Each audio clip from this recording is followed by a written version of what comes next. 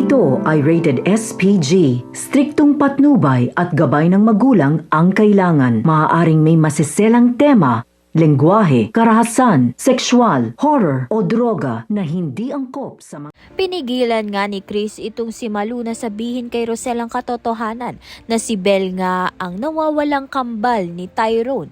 Subalit hindi na nga kinakaya ni Malu dahil ginigipit na nga siya nito ni Rosel. Subalit ito naman nga raw si Chris ang bahala. Samantalang wala nga silang kaalam-alam na naririnig nga ni Via ang usapan nga nila. Kaya naman nga titong si Via ay pinuntahan nga itong si Melania upang makatiyak sa narinig niya. Sa kabilang banda naman nga dahil sa insidenteng nagawa nga nito ni Belle kay Tali, pinagalitan nga itong si Tali ng kanyang manager.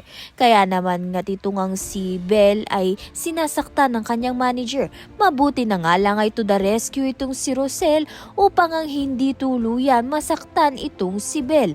Kaya naman nga't ligtas na nga itong si Belle. Malaki ang posibilidad na kuhanin ni Rosel itong si Belle at magtrabaho sa kanilang flower shop.